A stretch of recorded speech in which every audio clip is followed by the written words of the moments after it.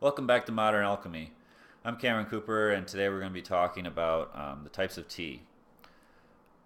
Before I start doing this, just as a kind of disclaimer, I don't want to oversimplify tea and the whole point of tea, which is enjoying the different types of tea that you have, just between the same type of tea grown in two different parts of the world. So every tea is going to be different, even just how you stored it. You can have two teas that two people buy and store it in two different parts of the world, and would actually taste different too. So everything I say here is going to be oversimplifying, the types of tea. So bear that in mind. And what I'm going to do here is basically try and put kind of a Western influence and try to make this more understandable in Western terms, basically the more Eastern style of tea. Because more in the Western area, you're going to run into just more generic types of tea that would be in a tea bag, and if that's what you like, there's nothing wrong with that. But I'm basically going to try and show you the more Eastern style way of tea and the way they've been doing it for like 6,000 years in China. Um, so I guess without further ado, I'm just going to jump right into this. And so with tea, there's three varieties or strains of tea. I don't know the exact names off the top of my head. One of them typically is not drank. It's like a Western strain, or I'm sorry, it's located in Africa, and for whatever reason, I don't think it tastes as good. And so typically tea is from those other two varieties, and which of those two, one of them, again, I don't know the names. Sorry about that, but one of those is the main source of tea. And again, that's not a huge thing. It's just something good to know. And before I jump into this, basically the thing I want to stress through this whole video, and what basically is the big deciding factor of what makes tea taste the way it does, is a term called oxidation. I'm not going to go into what all that means, but basically it's the air reacting with the tea and turns it darker typically, almost always, and also changes the way the tea tastes in a significant way. Um, so that is the main differentiating fact between different styles of tea. So with that in mind, I'm going to start off here with green tea. And green tea is green because it is usually and almost always 0% oxidized, and that's what makes it green. Um, Now, this is one of the, if you look up the six major types of tea, and I'll just list those right now. They're green, oolong, black, yellow, pu'er, and white tea. So those are the main types, and that's kind of what I'm going to do here is show you basically the way I look at tea, which is I think kind of a better method. There's nothing wrong with the way if you want to look at tea that way, but I think this way makes a little more sense. So green is one of those major types, but I'm going to subcategorize green basically into the two main categories, and those are going to be Chinese green teas. And if I spell something wrong here, I apologize, but this is just for a visual. And then Japanese green teas.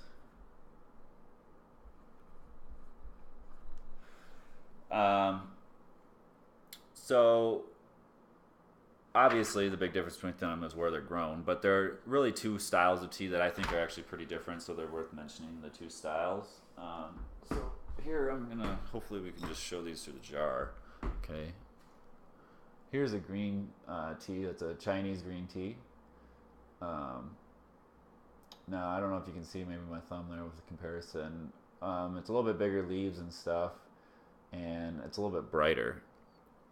Now here is Japanese green tea, and again you can have Chinese green teas that look completely different from that, but because again I'm oversimplifying all this, but here's a Japanese green tea. I'm trying to get it in focus here a little bit better.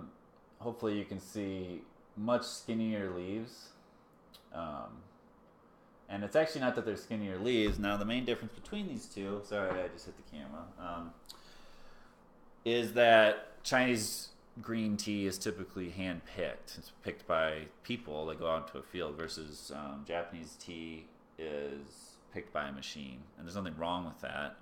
There's great Japanese tea. It's just a main style difference, and I won't go into the whole process of how these teas are made, but basically the Chinese tea, they're not only picked from hand, but they're made from hand, and they're made by hand through the whole process. Where a Japanese tea is made usually by a machine through the whole process. So that's a main difference right there. And what I personally think the biggest difference is between them is Chinese teas are more about elegance. They're more about tasting these flavors. I find more variety in Chinese green teas as far as the different things you can have versus Japanese teas. I find to be more similar to each other. But Japanese green tea, they grow it in a way that is really made to amplify basically the psychoactive effects you feel from green or tea in general. Whether that's the caffeine, and there's also another chemical in there called theanine, which makes you relaxed. They grow it in a way that just amplifies the plant to bring out those things as much as possible. And while I'm talking about these, I'll write the other two. Now, in Chinese green teas, I'm going to get a lot of hate for this, but I'm going to put yellow teas under a subcategory of this, and I'll explain that in a second.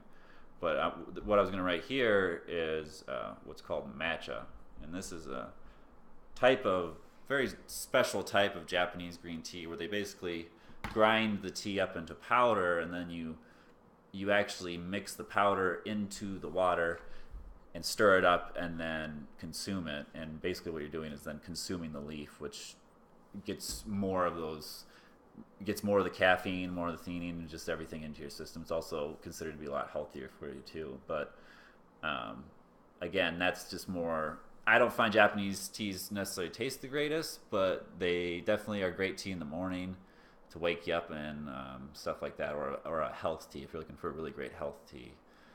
Japanese and matcha especially is a great way to go. Now I'm going to jump back to Chinese teas here and then talk about yellow teas. And this is kind of why I picked this green tea in particular to show you, is I just want to show you how similar, even though they might taste different, how similar they look. Now this is a yellow tea here on the right, and then this is the green tea here on the left that I showed you earlier. Very similar. This one's a little bit darker. But the reason they look similar is because they are very similar. They're processed almost identically. The only difference is the yellow tea has a rehydrating phase at the end, basically, where they sort of steam the leaves and leave them under blankets under a moist environment for a little while to kind of reabsorb. They call it reabsorbing its flavor, and that actually does oxidize it slightly. So I'm going to write here is plus 0% oxidized, just as kind of a reminder. It might be 5 to 10% oxidized. I'm not exactly sure, but it will oxidize a little bit more. But personally, I find that yellow tea is very similar to the way Chinese green teas taste. I don't find they're that different. Maybe there are yellow teas out there, again, I'm being very generic, that taste a lot different, but I find them to be fairly similar. So those are your very light teas that are not oxidized at all. They're 0% oxidized, or very little in the case of yellow. So after that, we move on to oolong teas. I might have misspelled this again. Now, oolong tea is one of the, again, so I'm just going to circle these because these are the major types of tea. Oolong tea is a major type of tea and is usually anywhere from about 15% to 85% and oxidized, and it has the widest variety because of that, obviously, because that's the widest range. Green is just 0%, that's all it has, and oolong is 15 to 85, which is a much larger range. So because of that, I find oolongs probably have the biggest variety of different types of tea and different tastes between the teas, I guess is what I'm trying to say. It's also what I'm drinking right now. And I have a little drink there. Now, of oolongs, obviously, these 15% are going to be lighter, and these are what I call light oolongs. And then the longer you get them oxidized, the darker they're going to get, and I call these dark oolongs. Oh, before I forget to, I'll just show you quick. This is some matcha powder. So this is ground up super fine, as you can see, and then again you mix this in with water if you've never seen that before.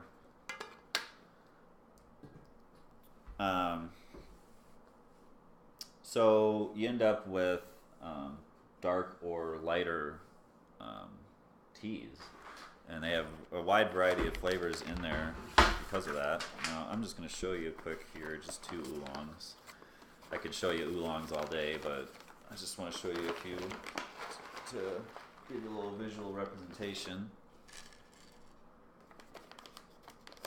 And the one on the left here is going to be a very light oolong. It's probably only 15% oxidized.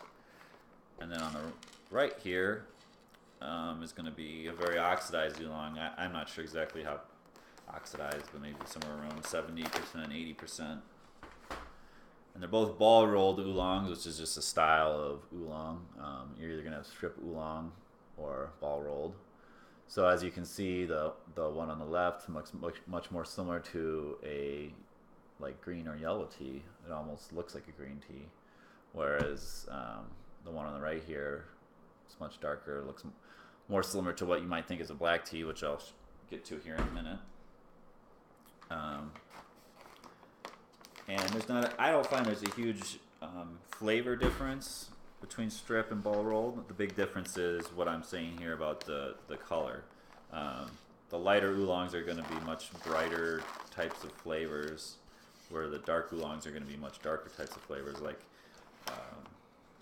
a cocoa or a molasses type flavor. I'm just going to put these teas away here quick. And then after oolong, you have black tea, which I was just talking about.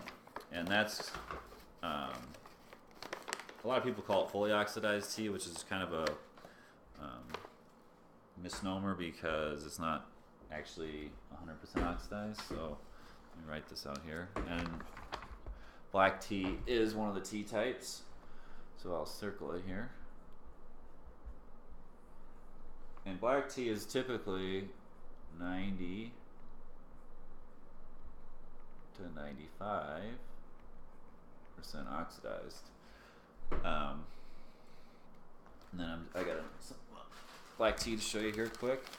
Now this is a strip black tea, which is pretty much all black tea. And this is going to look similar to this is what the leaves would look like for a oolong if it was a strip oolong, but it would obviously be lighter than this because it wouldn't be as oxidized. As you can see from this scale we're kind of drawing on here. So as you can see, this is almost pitch black, and that means it's fully oxidized. And unfortunately, I find with black tea there's not as much variety as I like, because I actually one of the teas I really like. And I don't really think there's any I didn't think there was any types of black teas that were really worth differentiating here that make it that distinct from a different type of black tea like I did for oolongs or green teas. So I guess we're just going to move. Now, what I want to mention actually about this kind of box here that I'm going to draw in is the style in which they make this tea. Now, what they do is when you pick a tea leaf, it immediately it starts dying and dies soon, and then starts oxidizing soon after that. And it will just naturally do that over time if you just let it sit there. Now, what they do with like green tea, for example, is right after it's picked, they heat it to a temperature. I'm not exactly sure. I think it's over 200 degrees Celsius, though, roughly. And when they hit that temperature, it basically kills off, I believe, the enzymes in the leaf, and is no longer allowed to oxidize naturally, which was that quick oxidation that was occurring right after they picked the leaf. So what they do is they basically set the oxidation, is a way you could call it. And so with green tea, they do it immediately, whereas an oolong tea, they'll pick it and they'll let it sit there. I'm not exactly sure what they do to it, but they'll let it sit there longer before they actually go through this cooking process. But that cooking process, what it does is it locks the tea in like that, basically. And if you leave it out, it's really not going to change that quickly anymore. So in this next category, I'm going to kind of draw these write these teas here that actually do change quickly because they're actually never heated to that temperature, which basically allows them to do what's called aging, the same way you might age a cigar or age wine. You can age tea in the same way. So I'm going to write out here the most, I think, prominent style of tea, which is white. And that is a style of tea, so I'll write that there. Now, white tea, as it implies, is very white, and it is actually the simplest of all the tea types. What they do is they literally just, as far as I know, I could be wrong about this. If you want to correct me in the comments, feel free. They pick the leaf and then they just wither it in the sun, and that's it. And then it's ready to go. And it actually makes some of the best tea. White tea is probably my favorite tea. I'm going to grab some here to show you quick.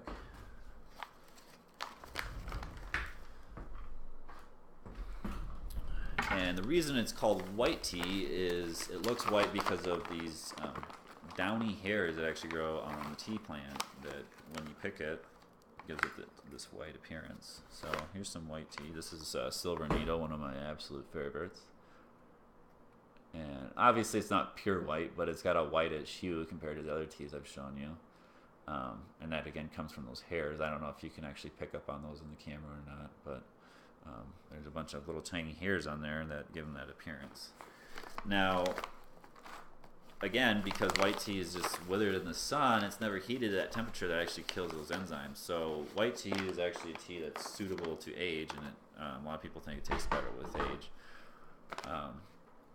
Now, under white tea, I'm going to draw another, and I'm going to get a lot of hate for this one too.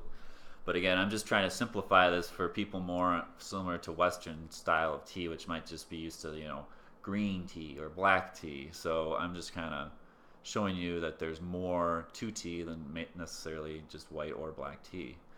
So what I consider kind of a subcategory of white tea is what's called pu'er tea.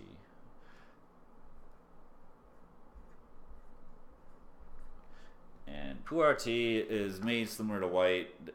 There's differences, and I believe it's cooked, but it's cooked at a lower temperature to save that enzymatic process to still allow to occur, which is again why I put it on this side of the board here, because it's suitable for aging too, because it ages well because it's never heated to that temperature that kills off the enzymes that allow it to age.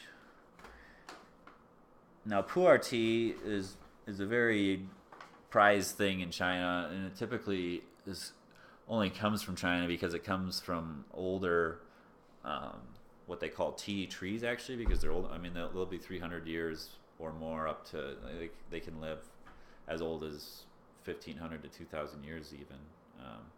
And these tea trees, they call them, produce these really amazing teas, and because they're they have to be 300 years old, they're more of they're a scarcity because of that. So that tea kind of is typically more expensive too because of that. So here's some pu'er tea. This is actually a couple years old, so it's I'm actually aging it right now. They say when you age a tea, you either want to drink it within the first 2 years of when it's picked, or wait about 7 years. So this one is kind of aging. But as you can see, it's more white looking, similar to that white tea. It's darker now, and that's again because it's older and it's oxidized more. Originally, when I bought this, it was a lighter shade. But after I've owned this for maybe a year or so, it's darkened. So that's pu'er tea. Now the reason I lump pu'er tea and white tea kind of together is, I'll give you an example of this tea right here. This tea is kind of hard to decide which one it really is, because this tea actually comes from a pu'er plant, a tea tree like I was talking about, but it's processed in a way that's similar to white tea. So, what do you really want to call it? Because as you see, it's very white. It looks very similar to that first tea I showed you that was in fact a white tea. It looks very much like a white tea, but a lot of people might consider this a pu'er tea because of the tea tree it comes from.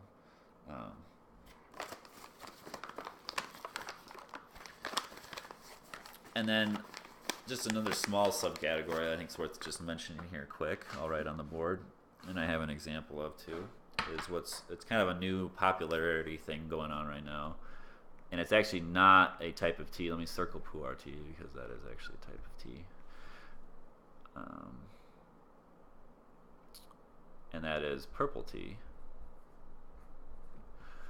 Now, the purple in the tea actually comes from a pigment that the tea plant produces, and I forget the name of that pigment exactly, but it's basically just a small little known fact. Scientists believe actually when plants first evolved, they were purple, and that's where this purple comes from, and it's basically a less efficient form of chlorophyll, which is what allows photosynthesis to happen very easily now in plants. So, and chlorophyll is green. That's what gives plants their green pigment. So, a lot of people believe that before chlorophyll evolved, the purple pigment, and again I forget the name of it. It's anthocyanine. Anthocyanins are what give plants that purple hue, and that is still around today. You see it occasionally, even though the chlorophyll is more present. You still see anthocyanins, especially in plants that are exposed to a lot of sun, and if they had chlorophyll, they might actually cook because it's almost too efficient, if that makes any sense. So anyways, just like I said, a little known fact, they think that originally the planet was purple instead of green until chlorophyll evolved, and now it's green. So anyways, let me get back to tea here. I'll show you some purple tea. Now, this does look dark. This is a little aged, so it's darker too just because of that, but hopefully you can see that it looks a little purple. And this is actually picked from pu'er trees, and people would actually consider this probably a pu'er. Well, it is a pu'er tea, basically. And you could have purple tea with white tea too, so that's why I kind of lump, again, purple in that category there. Now, this last type of tea is what's called post-fermented tea or cooked tea, and some people call it pu'er tea too, which I think is kind of misleading, because I think of all the teas, this is by far the most distinct tea, and it's really an acquired taste that honestly I don't really even quite have yet. And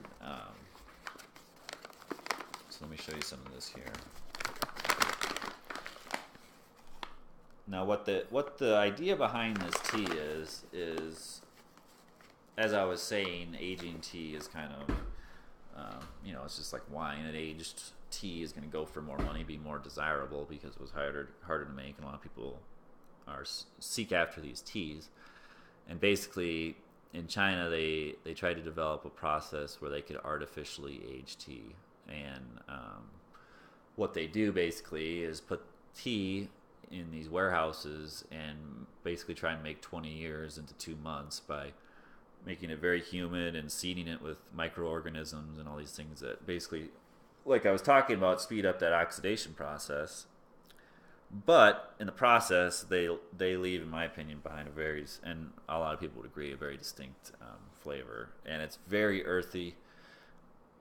If you're into that kind of thing, you might want to check it out. But it smells like a cup of dirt sometimes, honestly, which sounds really off-putting, but it can be good sometimes. And the big benefit for it is really the health. A lot of people believe it's a really strong probiotic, similar to like a yogurt, because of that. I forgot to write this tea on. So, it has its place, and I'm not gonna downgrade that. It's just I want everyone to be wary if you're gonna try this tea that it might be something you might not be fond of, because it's one of those very acquired taste type of things. So we're gonna write or post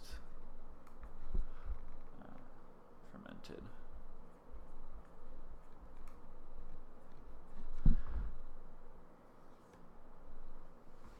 And in my opinion, these are really almost, other similar types of tea. Now, to go into the last few types of tea here that I'm going to talk about, I'm going to go on a little side note that technically, if you want to talk about tea, and again, I forget the exact name of the tea plant, but so forgive me for that, but where green tea comes from, that plant is what makes tea. And if you have anything else that's not that, whether it's chamomile or rooibos or ginger or whatever you want to make like almost a broth out of and drink it, that's technically not called a tea, it's called a tisane. And honestly, as far as I know, the only difference between broth and a tisane is, I think broth you put like, use as a base for soup, versus tisane you just drink. You typically don't just drink broth. But you can make a tisane out of literally anything. You could make it out of tomatoes. You could make it out of lettuce. Tisane is just a word for, let me write that here. Basically, anything that you make tea out of that's not from the tea plant.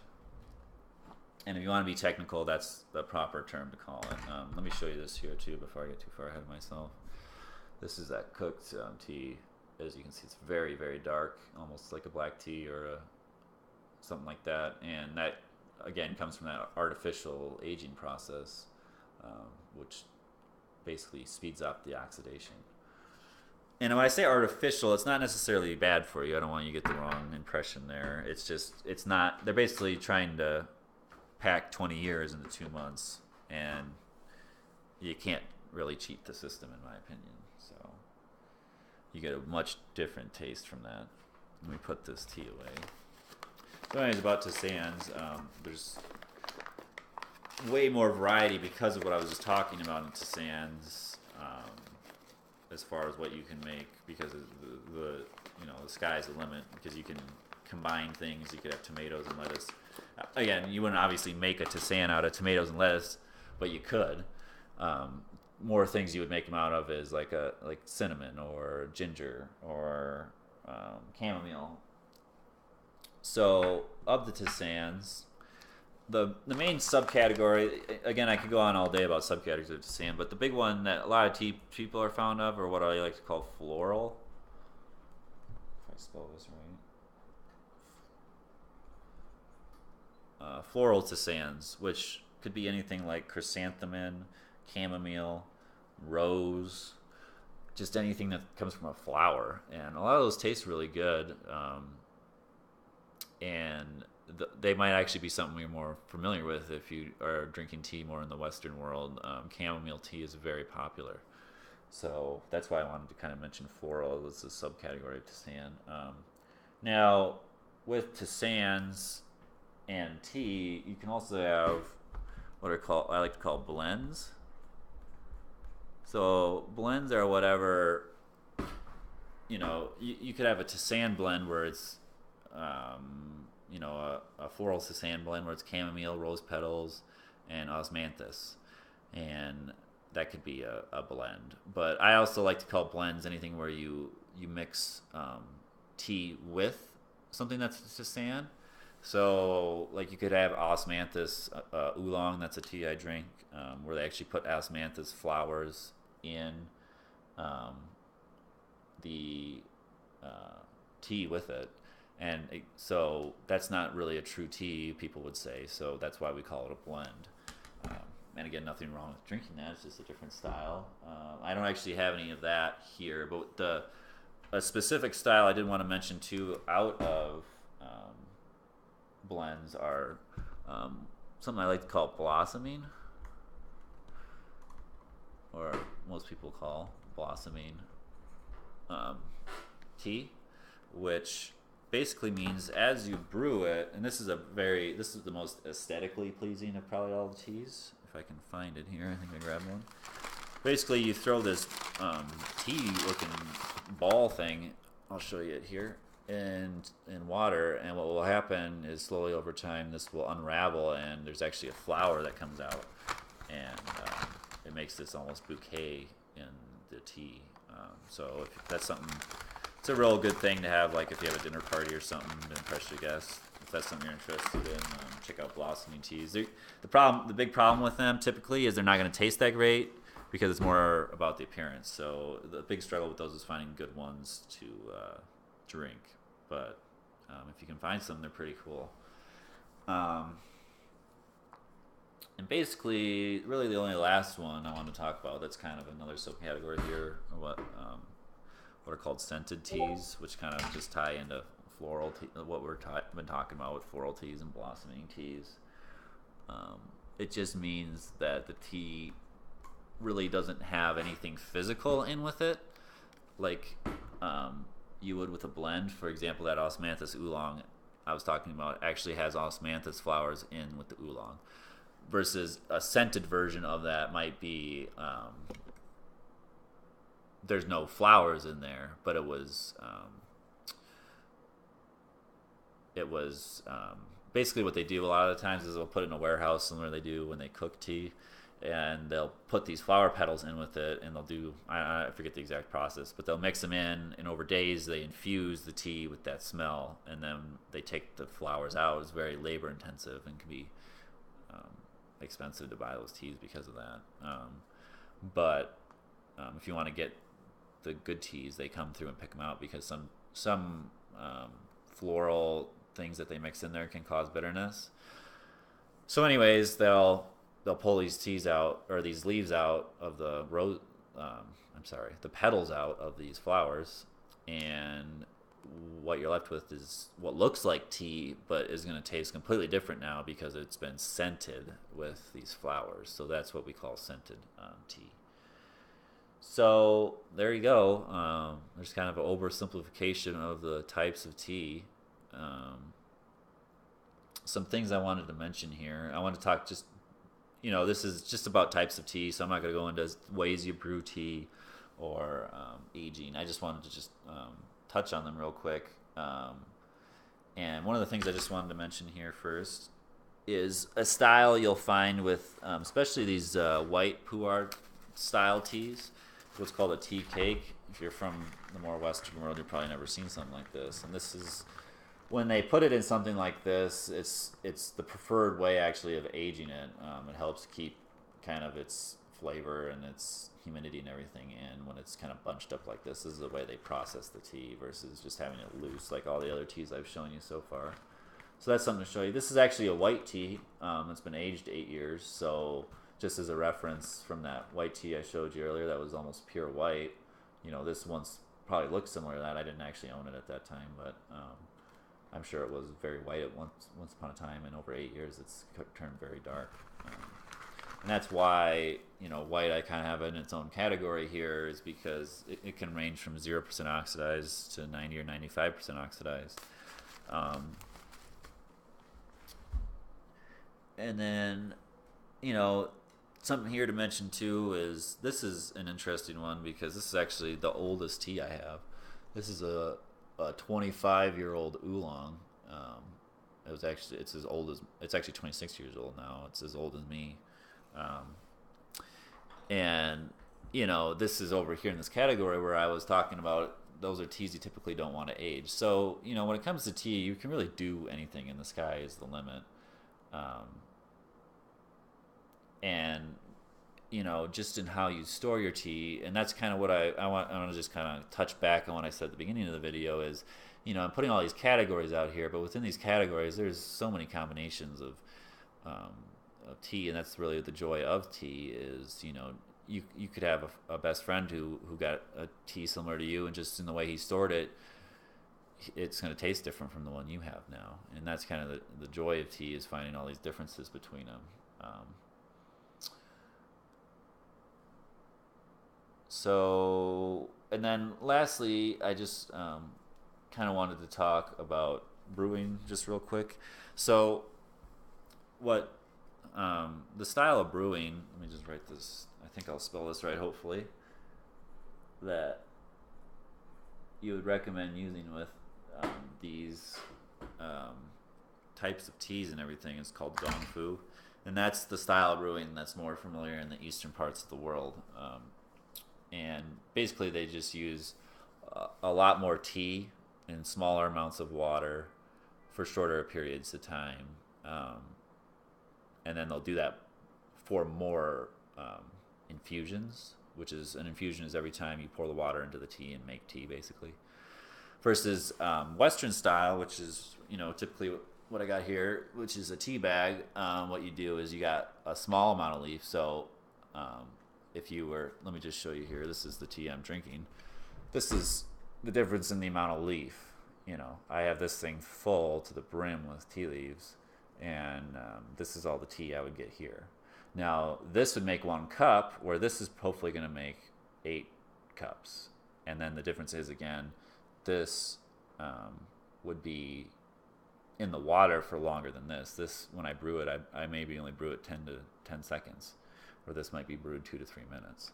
So there's a big difference between the style of brewing here, and I really recommend the Gong Fu style for the teas. Again, anything up here, green tea, oolong, the pure teas, I would recommend going with the Gong Fu style. But in my opinion, with tisanes and all of these things down here that I've mentioned, I don't think there's anything wrong, and this is usually the way I do it with these. I just find it to be more efficient. And then lastly, I just wanted to touch on matcha that I mentioned, because it is so different. That's brewed completely different than all these other teas, and what you have is something here called a chai wan. You can use any sort of bowl, that's all it is. And basically you mix that powder in here with some hot water, and then you stir it with a whisk, and then you drink it that way. And that's how matchas drink. That's really the only way to drink it, because of the form that they make it in. So, the very last thing I just want to touch on too is some teas. Maybe if you're trying to get into these different types of teas, maybe this is a little overwhelming. The teas I've found that I've liked, because I definitely felt overwhelmed when I started getting into more Eastern style tea. Oolongs are a great place, really great place. I have a lot of success with getting people who don't necessarily like Eastern tea into these more crazier types of tea. Black is another good one I find. White is another good one. I sometimes do struggle with the greens. They definitely have a very strong, what they call is umami taste. It's a taste you get from tomatoes and beef.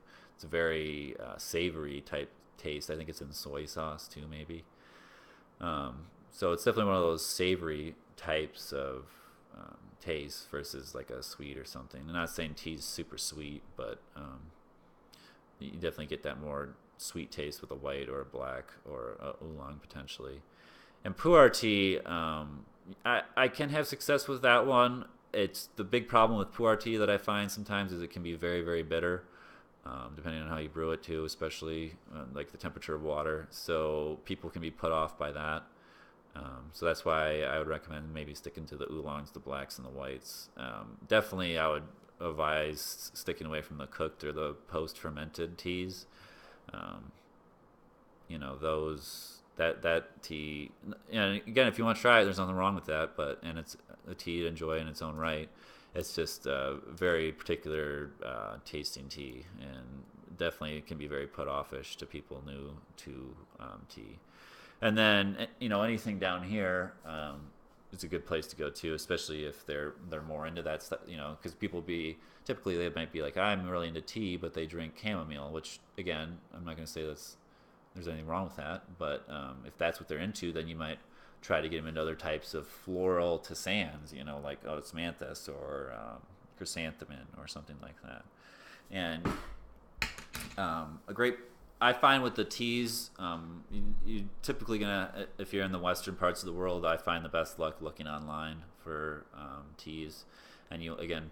I typically try and source them from China or Japan or wherever that tea is supposed to be from. That's where you're going to get the best quality stuff. But if you are looking for tisanes and stuff, I drink a lot of tisanes you find in the grocery store, things like this that would be in tea bags. I don't think there's anything wrong with these. You can find a lot of really great blends and stuff like that. That was some chai tea, some rooibos tea, chamomile. Here's a ginger tea that's got different types of roots like galganga, turmeric, and ginger. This is a great tea. That's a sand, sorry. And so, those are great places to start. And, hopefully you found this informative. As always, maybe drop a comment if you have any thoughts on what, different, maybe a type of tea I missed, something like that. And you can subscribe. Hopefully I'm going to be trying to make weekly videos. And until next time, I'm Cam Cooper, and you've been watching Modern Alchemy.